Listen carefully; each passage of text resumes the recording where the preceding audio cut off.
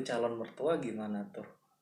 Oh, ini kalau dari calon mertua waktu itu awalnya gini nih, kelihatannya tuh seperti menerima gitu loh, kayak oh iya udah itu bagus gini gitu. Menerima konsep pernikahan yang Menerima konsep sederhana. pernikahan yang sederhana gitu, karena mereka pernah tinggal di luar, mereka familiar sebetulnya dengan model pernikahan yang Western sederhana style. seperti itu. Yes. Tapi seiring berjalannya waktu kan kita nggak tahu ya, namanya calon mertua itu kita nggak hidup 24 jam sama mereka. Mungkin mereka ketemu sama siapa terus orang cerita, terus orang ngasih masukan apa, tiba-tiba agak naik dikit nih. Naiknya awalnya kayak nggak bisa kalau kayak gitu, kalau mau kayak gitu nggak apa-apa, tapi nanti malamnya kita bikin dinner bareng ya gitu. Kayak dinner bareng gimana sih? Ternyata dinner bareng yang dimaksud adalah ya kita ntar nyewa restoran mana, terus kita dinner sekeluarga malamnya gitu. Kayak restoran masih acceptable lah ya. Masih. Dan waktu itu konsepnya adalah itu kado dari mereka buat kita. Jadi kan kado dari orang tua masa nggak nerima sih. Jadi ya kita ya oh ya udah deh, nggak apa-apa, kasihan juga orang mau bikin karma baik, masa kita halang-halangi sih. Jadi ya kita ya udahlah, nggak apa-apa gitu. Dan itu mau mereka sendiri yang arrange on me, kayak ya nggak apa-apa, karena kan sebenarnya aku pengen nikah kayak gini, aku nggak mau repot, aku nggak mau capek, aku nggak mau ribet gitu loh. Karena mereka yang mau arrange sendiri, jadi aku kayak ya udah nggak apa-apa, kan kalian arrange sendiri, aku nggak capek gitu loh. Tapi awalnya udah agree di situ, tapi terus kok lama-lama, waktu itu aku masih jadi TKI tuh Di luar negeri. lah, masa TKI di Indonesia. Masih jadi TKI di luar, itu konsep itu kayak berkembang terus. Tiba-tiba calon suamiku waktu itu diminta untuk apa tuh, survei gedung. Padahal awalnya tadi di restoran. Survei gedung tiba-tiba. Maksudnya kayak oh mungkin gedung tuh kayak gedung joglo atau apa gitu, yang nanti kita bawa catering ke sana, tapi tetap aja yang datang keluarga-keluarga doang gitu. Nah ternyata pas suamiku kirim video atau fotonya itu gedung gede banget. Mungkin salah satu gedung pertemuan terbesar deh yang ada di kotaku waktu itu.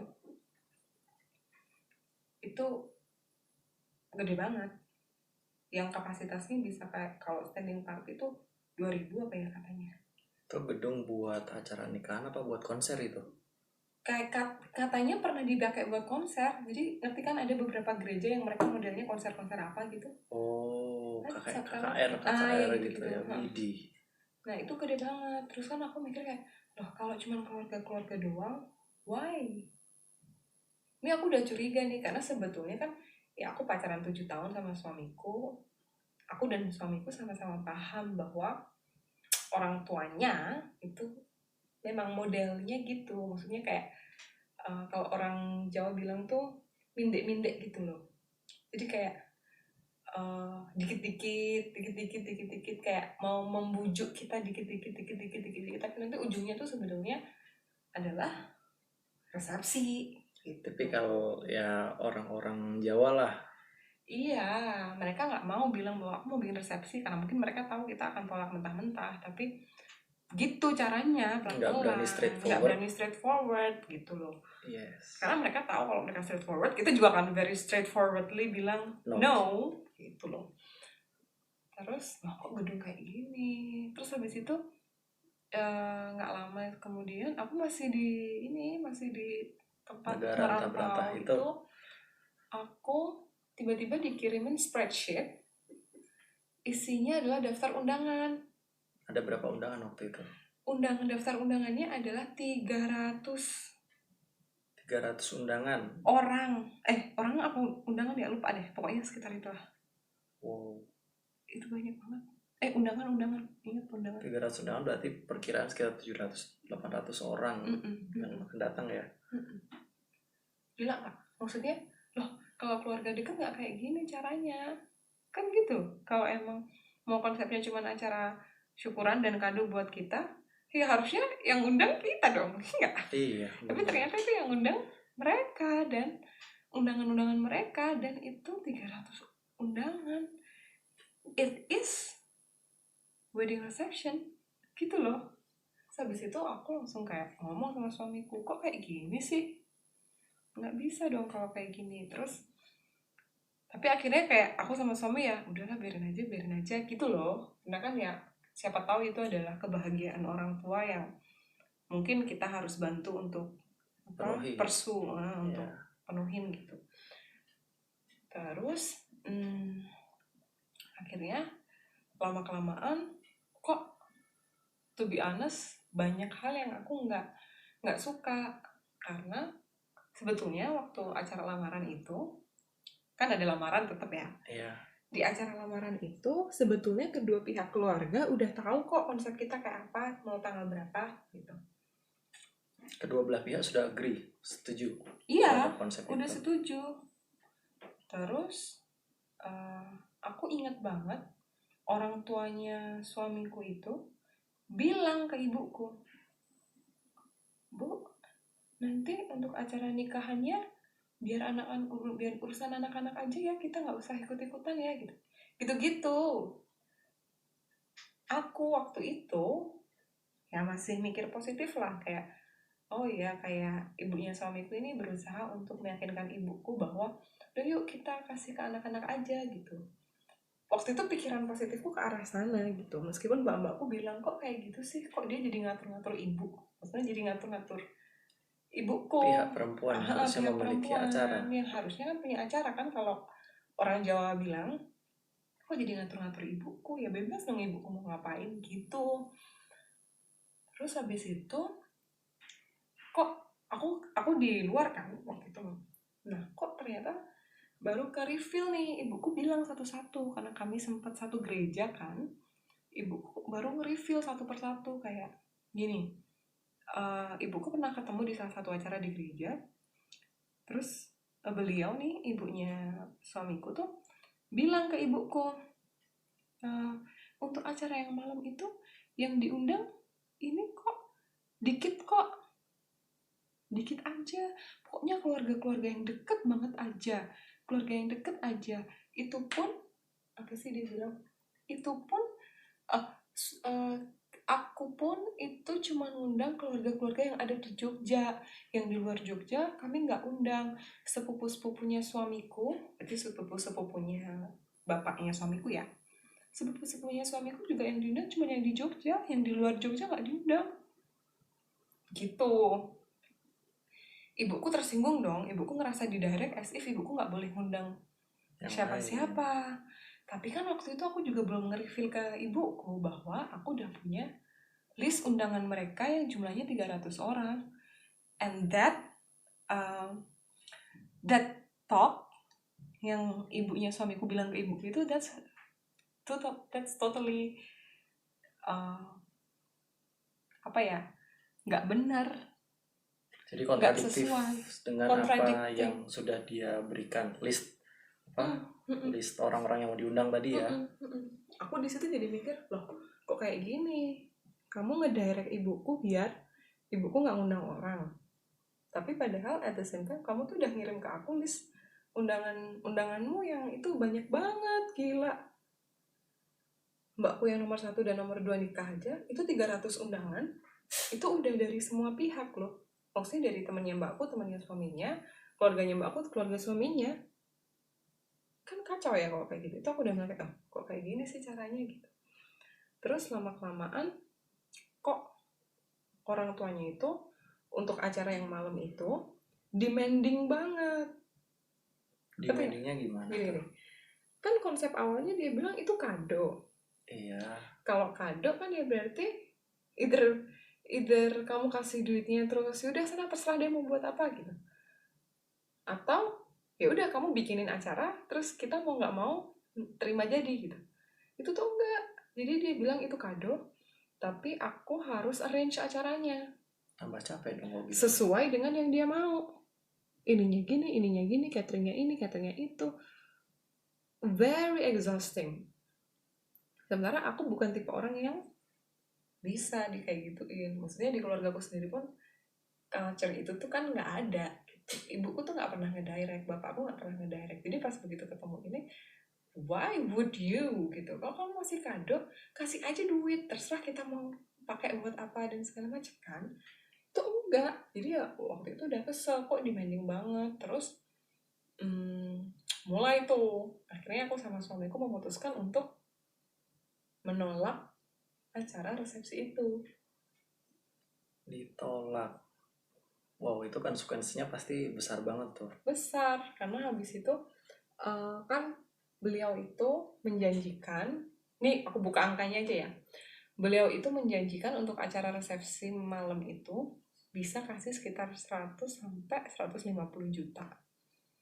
Satu mobil loh itu ya.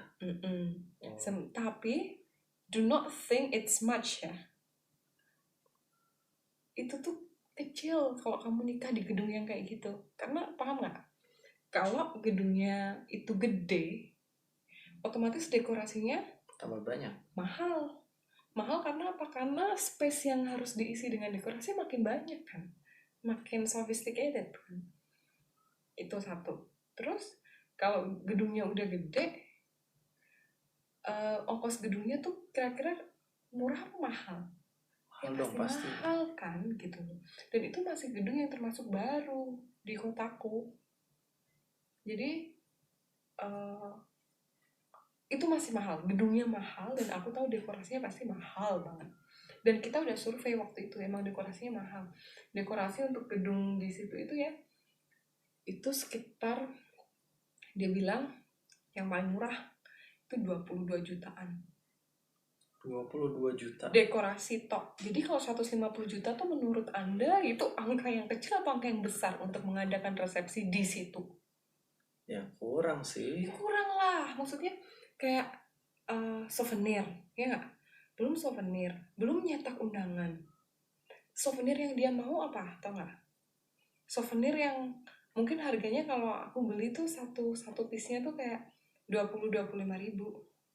25 ribu kali katakanlah undangan dia tok itu 300. Terus dia nyuruh kita undang-undang orang juga. Baik banget tuh. Ya berapa hitung aja, mana cukup di 150 juta kan? Kesel kan, maksudnya catering aja loh.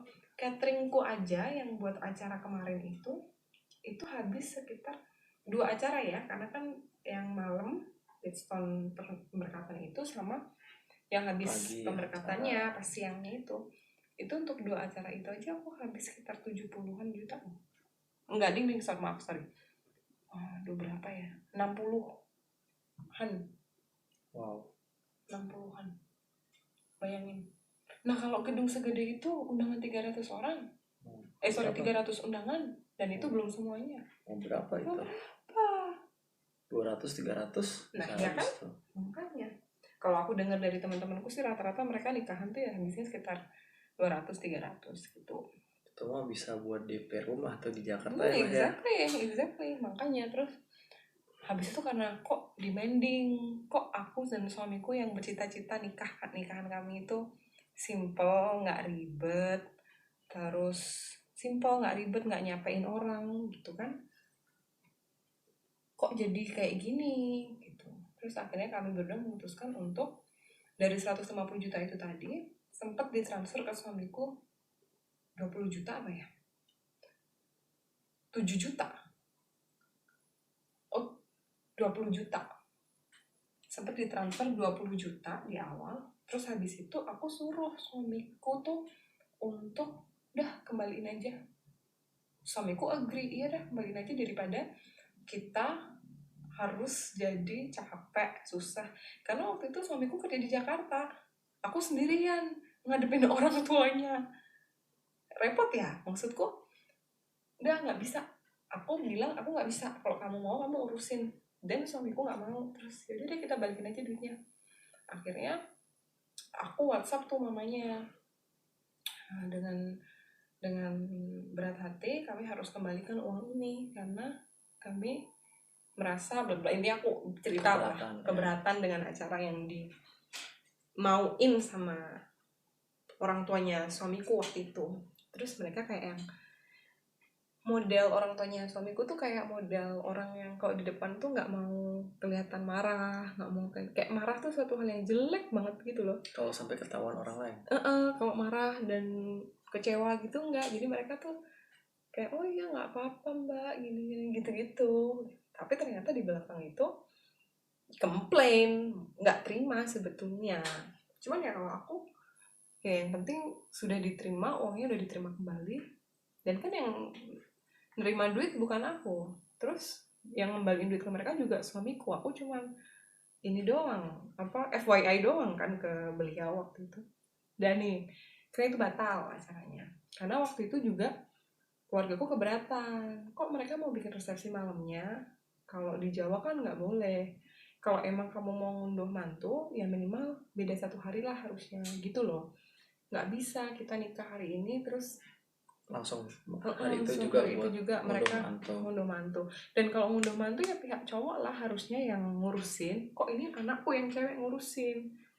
Intinya kayak ya keluargaku juga keberatan waktu itu kalau dibikin resepsi. Terus akhirnya ya udah, awalnya mereka kayak ya udah nggak apa-apa. Nah tapi setelah itu tuh itu jadi kayak mungkin ya itu jadi kayak satu bom yang siap diledakkan at that time, at any time. Jadi setiap kali ada masalah kecil apapun, misalnya cuman kayak suamiku nggak ngasih tahu apa atau aku nggak ngasih tahu apa, itu muncul ancaman tuh kayak udah kita batalkan aja pernikahannya kalau kayak gini, ngancem gitu tuh. Duh aku tuh udah lupa ya, tapi sudah dikubur jauh-jauh ini ingatannya. Cuman seingatku tuh sempat ada satu isu, intinya dianggap aku tuh nggak mau datang ke rumahnya mereka untuk, aku nggak dianggap nggak mau datang ke rumah mereka untuk ngasih info-info ke mereka gitu loh. Mereka tuh kayak demanding banget, pengen tahu banget nanti acaranya gimana dan sebagainya gitu yang sampai harus detail. Padahal sebetulnya semua kan udah aku sampaikan ke calon suamiku waktu itu. Calon suamiku juga udah menyampaikan ke mereka. Tapi kan ya nggak bisa detail-detail banget bro, maksudnya. Tapi nggak, kalau namanya orang nikah itu kan semuanya progres ya. Detailnya itu kan dia nanti. Ya need gitu. to know policy lah. Iya, dan terus kan mereka pihak cowok. Emangnya kalau pihak cowok itu kan terima nasib. Ya bukan terima nasib juga, tapi maksudnya ya udah datang aja gitu Yes. kan. Mereka tahu apa yang mereka mau pakai, acaranya kayak mana ya, mereka datang aja lah. Cuman waktu itu tuh kita berdua sama sekali nggak paham yang dimauin sama orang tuanya dia itu tuh apa gitu loh, informasi yang sampai kayak mana gitu. Karena keluarga aku aja nggak nanyain sampai segitunya, tapi mereka nanyain dan harus tahu sesuatu yang aku nggak bisa fulfill kan kalau kayak gitu. Akhirnya emang aku nggak pernah datang, karena buatku juga loh kalau di Jawa itu kan sebenarnya pamali ya, maksudnya cewek datang ke rumahnya cowok dan sebelum nikah kan sebenarnya pamali ya. Tapi waktu itu udah diancam dibatalin, pokoknya diancam dibatalin. Aku semakin digituin aku semakin nggak respect dong. Tapi waktu itu calon suamiku mohon deh lah, nggak apa-apa diturutin lah sekali ini datang ke sana gitu. Terus aku datang ke sana suruh ngapain, aku bilang gitu, minta maaf lah. Which mistake I have made? Nggak ada, aku nggak ngerasa berbuat salah apapun, nggak ngapa-ngapain gitu loh. Info yang mereka butuhin aku kasih ke calon suamiku udah kasih tahu ke mereka. Info yang mereka butuhin tapi belum ada ya emang karena belum ada, dan orang tuaku juga belum tahu gitu, dan aku pun mungkin juga belum tahu itu. Terus dianggap, terus kan aku bilang sama suamiku, aku emang sempat bilang sih loh, kalau di Jawa itu pihak cowok itu pihak yang manut, artinya ya pihak cewek mau bikin acara kayak apa kayak gimana kayak gitu ya mereka ngikut dulu ya. Perkara nanti mereka mau ngunduh mantu, mereka mau bikin acara sendiri, ya sebaliknya kita yang pihak cewek akan manut sama mereka gitu loh. Terus waktu itu dari yang tadinya aku masih mikir positif nih, jadi pikirannya udah jelek banget, kok kayak gini sih, udah mereka nggak ngasih uang apa-apa. Kan kalau namanya orang Jawa nikah itu kan waktu lamaran harusnya ada serah-serahan, ini nggak ada seserahan. Terus apa sih, uang ini loh, uang mahar ya kalau orang kok mahar sih, uang apa sih, kalau orang Jawa bilang tuh asok tuh kon, jadi emang uang yang dikasih ke pihak cewek gitu loh, itu nggak ada. Jadi udah mereka nggak ngasih duit apa-apa, mereka demanding, kan kesel ya. Udah gitu aku dipaksa untuk datang ke rumah mertuaku itu untuk minta maaf. Waktu itu calon. Terus mereka minta maaf for something I don't know. Nah ternyata tujuannya adalah aku diminta untuk datang untuk ngundang mereka. Lucu. Ke acara pernikahan anaknya mereka sendiri. Oke, itu agak nggak masuk akal sih. Itu jadi aku disuruh datang ke rumah mereka untuk ngundang mereka datang ke acara nikahan anak mereka. Lucu nggak? Sama minta maaf. Terus aku bilang sama calon suamiku waktu itu, I'll come, aku bakalan datang, but I will not invite them. Aku nggak akan ngundang mereka, aku juga nggak akan minta maaf sama mereka. For I don't know which mistake I have made.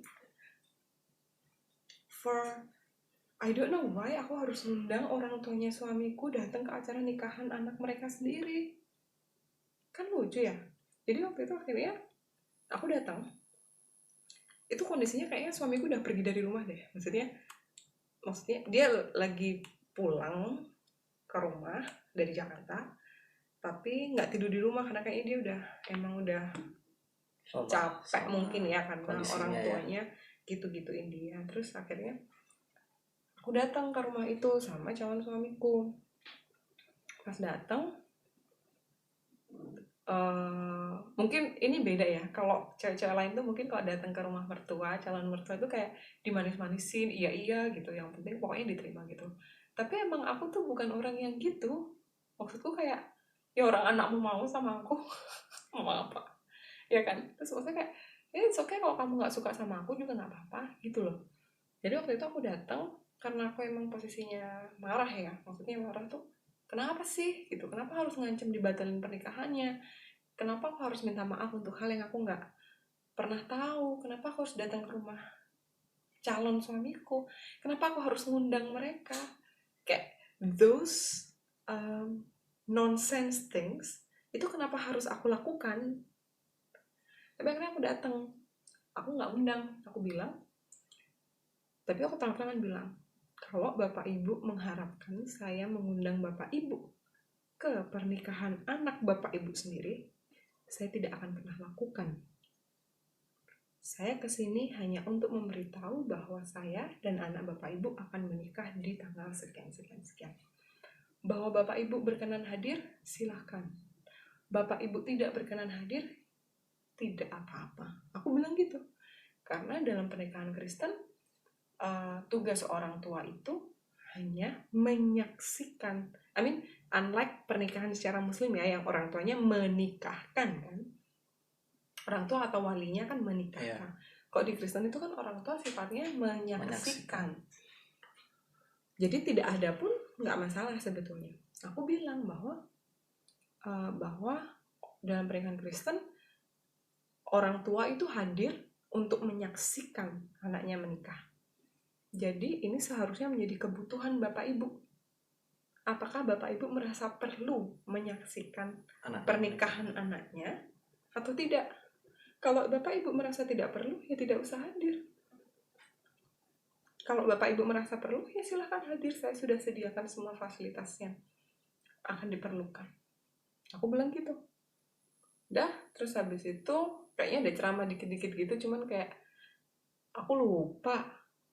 Atau mungkin emang nggak pernah masuk di telingaku, nggak tahu. Tapi pokoknya waktu itu habis itu, terus aku ngantar.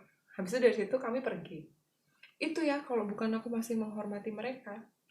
Jadi sebelum aku datang, mereka udah siapin minuman tuh. Terus aku minum. Karena kan kalau aku diajarin ya, maksudnya kalau bertamu dikasih minuman ya harus dihabisin gitu. Sementara suamiku tuh mungkin karena emang udah kondisi marah sama orang tuanya, dia nggak mau minum sama sekali. Itu kalau aku nggak menghargai mereka ya. Begitu suamiku bilang, ayo pulang, gitu, aku kan langsung pulang, nggak pakai minum dulu. Dan udah gitu suamiku tuh ngajak pulang ketika dia belum nyentuh minuman itu sama sekali. Terus bapak ibunya bilang diminum dulu. Terus habis itu suamiku bilang enggak usah, langsung aja gitu kan. Ya mungkin dia marah, tapi waktu itu aku bilang enggak, minum dulu, habisin. Dan suamiku minum, habisin. Itu kalau aku udah marah banget sama bapak ibunya, kalau aku nggak menghargai mereka, nggak menghormati mereka, aku suruh pulang itu suamiku. Maksudnya bukan aku suruh pergi suamiku langsung. Maksudnya begitu dia ngajak aku pergi, ya let's go, yes. Gitu loh. Tapi kan aku masih menghormati mereka ya, gimana pun mereka orang tuanya si calon suamiku, ya tak suruh ngabisin itu minuman. Dah itu terus aku nganter calon suamiku waktu itu ke hotel, karena dia nginep di hotel, dia nggak mau tidur di rumahnya. Ke hotel terus akunya pulang. Udah, dan itu adalah momen satu. Momen dua adalah ini. Jadi kan di gereja itu kan biasa ya, ada hal-hal administratif, lalu ada hal-hal yang praktis, teknis maksudnya. Misalnya kayak pinjam tempat, terus nanti catering taruh di mana gitu, parkir gimana, keamanan gimana gitu. Karena aku dari kecil tuh aktif bergereja, jadi semua pekerja gereja itu aku udah hafal dong. Terus sistem birokrasi gereja juga aku ngerti kan, dan itu semua udah beres. Tapi tiba-tiba si calon mertuaku waktu itu tuh, mereka entah lagi ada rapat apa di gereja, ketemu sama beberapa pemuda yang pemuda gereja nih. Iya, pemuda gereja. Yang nawarin, gimana teknisnya, gini aja, nanti suruh hubungin kami aja, kami yang atur gitu. Terus kalau aku nggak salah satu dari orang tuanya suamiku itu langsung nge-WhatsApp suamiku, intinya judging bahwa kami itu tidak berkoordinasi dengan baik ke pihak gereja. Padahal at that very moment all business itu udah kelar. Kamu yang larin ke gereja. Iya, dan aku yang ada di kota itu, aku yang aktif di gereja itu semua udah diurusin, udah beres. Aku udah nama keren gereja, penunggu gereja, semua udah beres. Sampai kerjasama sama polsek setempat pun udah beres itu. Cuman kan pemuda-pemuda ini ya pemuda-pemuda yang nggak ngerti gitu loh. Bahkan aku yakin mereka pun nggak paham prosedurnya gitu. Cuman ngasal aja ketemu bilang basa-basi, nanti tinggal bilang kita aja, kita ini.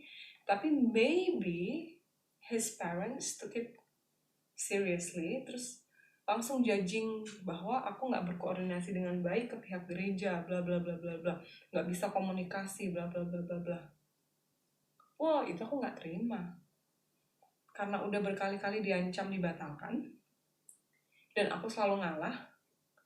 Pokoknya momen ngalah terakhir tuh suamiku bilang, ini terakhir kok, habis ini if this happen, do whatever you want.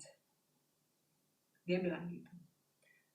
Terus karena itu terjadi lagi, suamiku nge-forward chatnya ke aku, nge-forward chat orang tuanya ke dia, di-forward ke aku, jadi aku baca, dan menurutku itu very judging, sangat menyudutkan, dan kayak aku kok di situ disalah-salahin lagi, dan di situ ada ancaman pembatalan lagi. Dan aku telepon, gimana sih gini. Telepon siapa nih? Telepon ke ibunya calon suamimu saat itu. Suamiku, iya. Kok gini, aku bilang gitu. Oh iya, itu kan tadi apalah, pokoknya ibunya beralasan macam-macam gitu.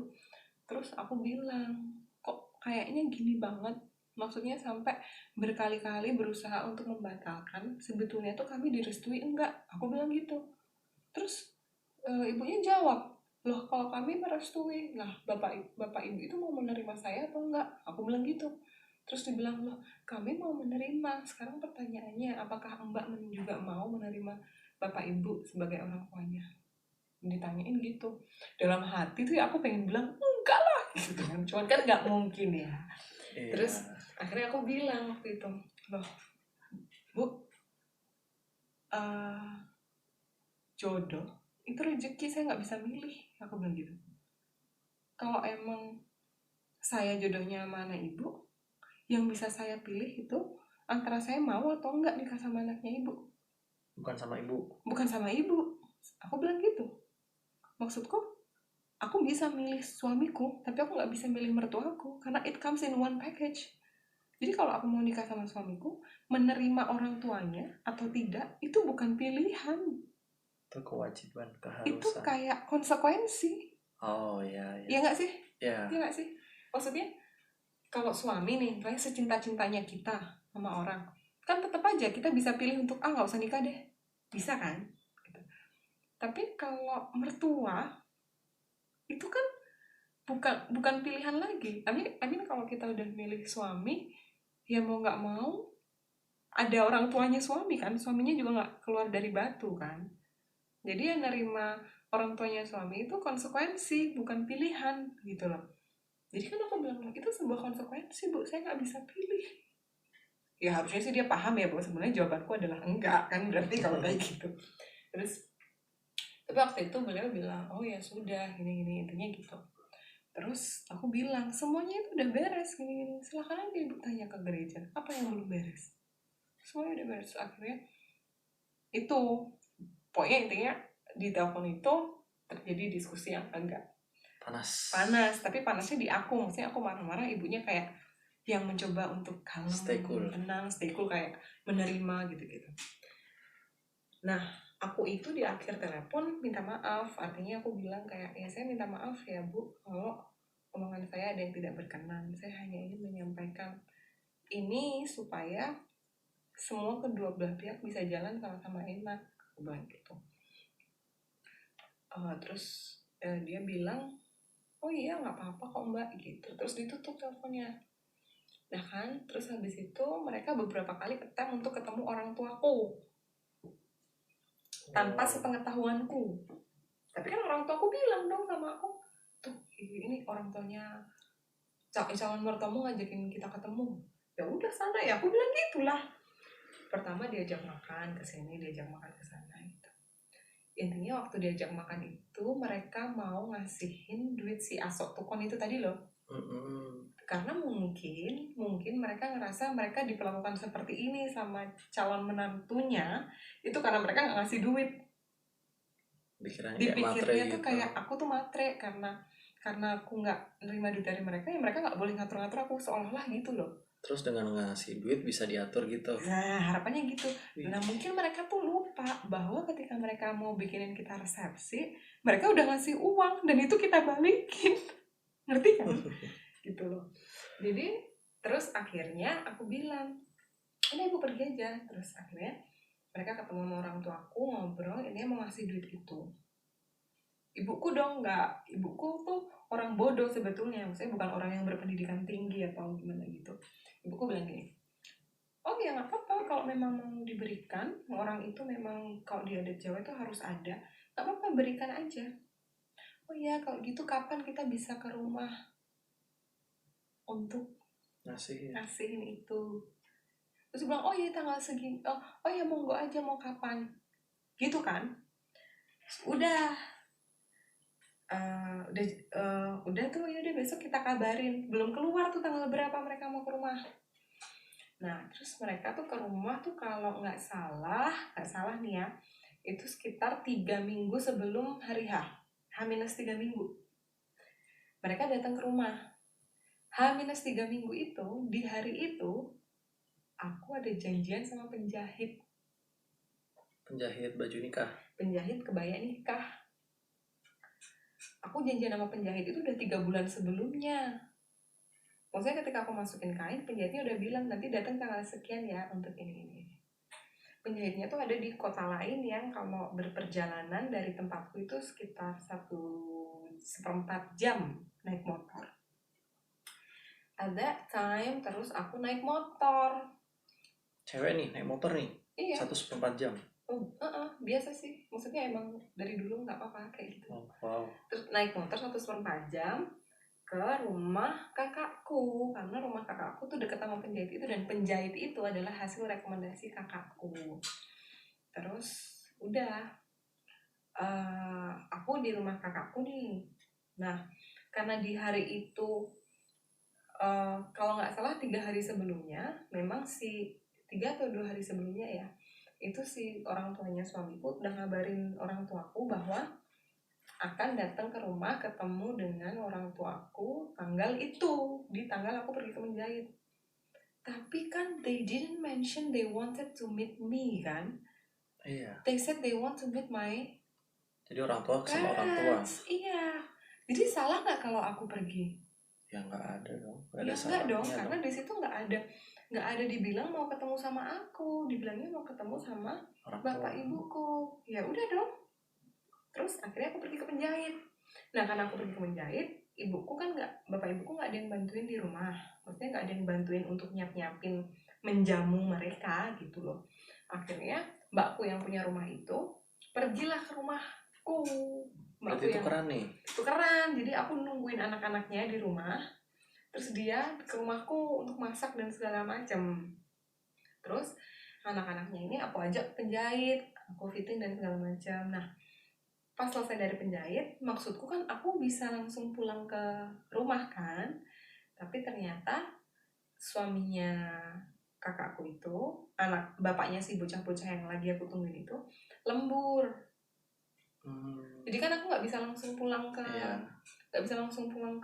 venue di mana ada pertemuan itu antara kan, orang tua itu ya. Antar orang tua itu. Jadi ya udah, mau nggak mau aku nungguin anak-anaknya.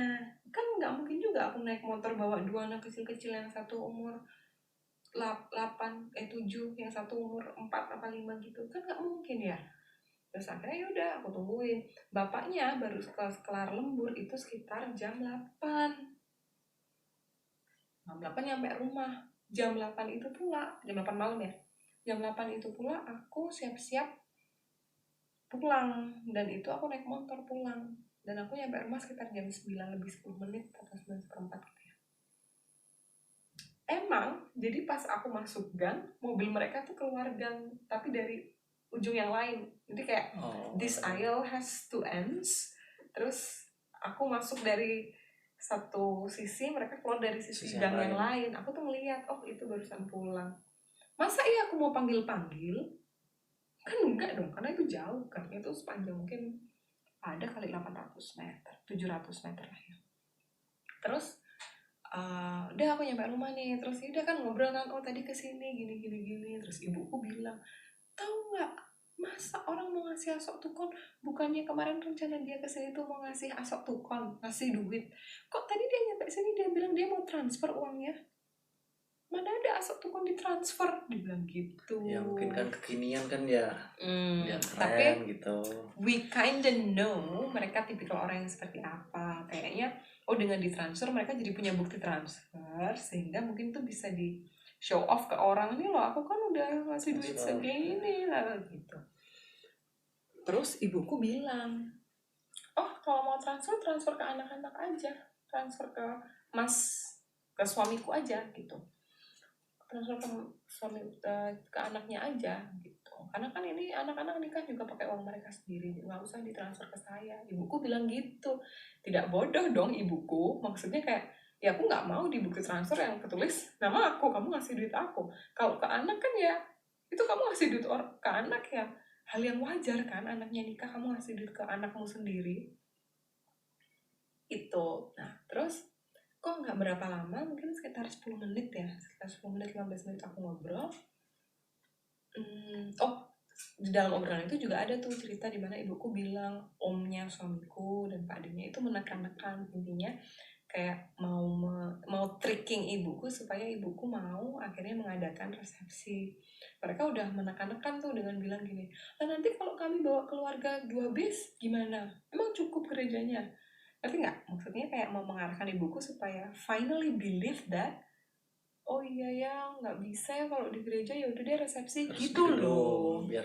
Biar paham bahwa gerejanya tuh small, terlalu kecil buat keluarga besar mereka gitu jadinya.